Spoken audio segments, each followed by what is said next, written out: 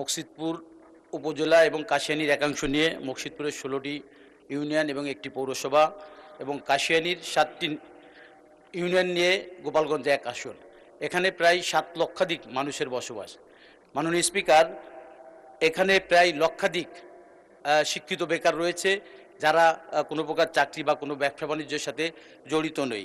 আমি আপনার মাধ্যমে মাননীয় প্রবাসী কল্যাণ ও বৈদেশিক কর্মসংস্থান মন্ত্রণালয়ের মন্ত্রীর প্রতি আবেদন জানাবো।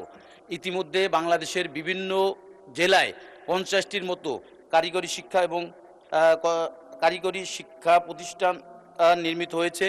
আমার 2 নির্বাচনী আসনে 2টি কারিগরি শিক্ষা প্রতিষ্ঠান, কারিগরি প্রশিক্ষণ কেন্দ্র নির্মিত হলে এই শিক্ষিত বেকারদের কর্মসংস্থানের সুযোগ হবে এবং তাদের মাধ্যমে আমরা বৈদেশিক অর্থ উপার্জন করতে সক্ষম হব। মাননীয় স্পিকার, আমি আরেকটু কথা বলতে চাই, যেটা আমি আমাদের সংসদ নেতা মাননীয় প্রধানমন্ত্রীকে বলবো। এবার গোপালগঞ্জের মানুষ কিন্তু তারা তাদের স্বাধীনভাবে ভোট দেওয়ার সুযোগ পেয়েছে এবং আমাদের মাননীয় প্রধানমন্ত্রীর যাদেরকে মনোনয়ন দিয়েছিলেন 3টি আসনই কিন্তু এবার ধানের শীষের প্রার্থীরা জয়ী হয়েছেন।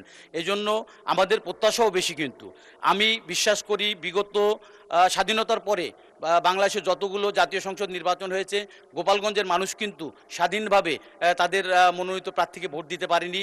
এবারই তারা স্বাধীনভাবে সুযোগ পেয়েছে, এ কারণে তারা কিন্তু তাদের পছন্দের প্রার্থীকে ভোট দিয়ে জয়ী করেছে।